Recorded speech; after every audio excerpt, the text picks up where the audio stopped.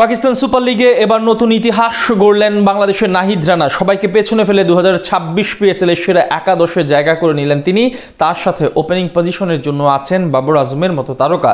এছাড়া জায়গা পেয়েছেন আরও একাধিক নামি দামি ক্রিকেটার, যেখানে সবার মধ্যমণি বাংলাদেশি পেসার।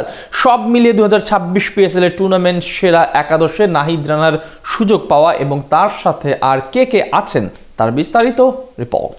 নিজের দ্বিতীয় আসর হলেও এটাই ছিল নাহিদ রানার জন্য অভিষেক মৌসুম। প্রথমবারের মতো এবার সিজনে তাকে পেশোয়ার জালমির জার্সি গায়ে পারফরমেন্স করতে দেখা যায়। সেখানে নিজের প্রথম আসরেই বাজিমাত করেন এই পেসার। বল হাতে দুর্দান্ত নৈপুণ্য দেখিয়ে মন জয় করে নেন তিনি।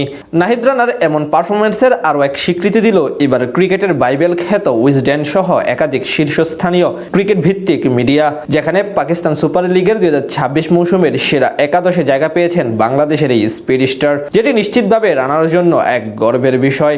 বল হাতে সদ্য শেষ হওয়া পিএসএল এ রানা যা করেছেন তা সবাই মনে রাখবেন বহুদিন। সেখান থেকেই মূলত এমন কীর্তি গড়লেন তিনি। আসলের সেরা একাদশে নাহিদ রানার পাশাপাশি আছেন টুর্নামেন্টের আরো 10 জন সেরা পারফর্মার। সেখানে উইজডেন ওপেনার হিসেবে রেখেছেন পেশোয়ার জালমির অধিনায়ক বাবর আজমকে। ব্যাট হাতে দুর্দান্ত এক মৌসুম পার করে ফ্র্যাঞ্চাইজিটির ট্রফি জয়ে সবচেয়ে বড় ভূমিকা রাখেন তিনি।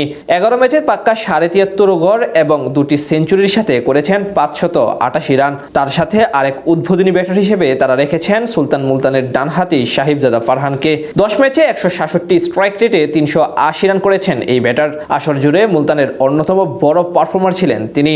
3 নম্বরে আছেন নাহিদ রানার আরেক সতীর্থ কুশাল মেন্ডিস। ব্যাট হাতে বিদেশি ব্যাটারদের মধ্যে সবচেয়ে সফল ছিলেন তিনি। 11 ম্যাচে মেন্ডিসের নামের পাশে আছে পাক্কা 550 রান।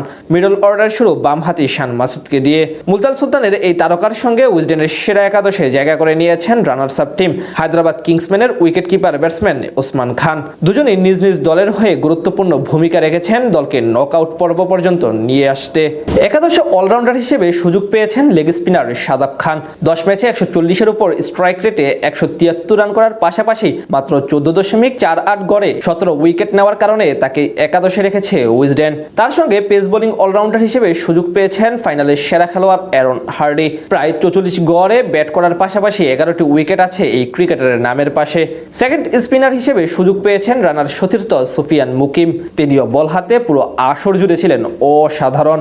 3 জন জেনুইন পেসার হিসেবে তালিকায় আছেন বাংলাদেশের নাহিদ রানা, যেখানে তার সাথে আছেন হুনাইন শাহ এবং মোহাম্মদ আলী। রানা আসর জুড়ে মাত্র 5 ম্যাচ খেলেই দলের শিরোপা জয়ে রাখেন অগ্রণী ভূমিকা। মাত্র 5.44 ইকোনমি রেট এবং 10.88 বোলিং করে 9 উইকেট শিকার করেছেন তিনি। ফাইনালে নিয়েছেন জোড়া উইকেট। এখান থেকেই মূলত উইজডেনের প্রকাশিত 2026 পিএসএল এর সেরা একাদশে জায়গা করে নেন এই ডানহাতি স্পিড স্টার। এছাড়া পাকিস্তানি গণমাধ্যম প্রো পাকিস্তানের গড়া সেরা একাদশেও নাম আছে রানার। এখান থেকে বোঝা যায় আসর জুড়ে কতটা অপ্রতিরোধ্য ছিলেন বাংলাদেশের এই পেসার, যার তা ক্যারিয়ারের অন্যতম বড় টার্নিং পয়েন্ট হতে পারে।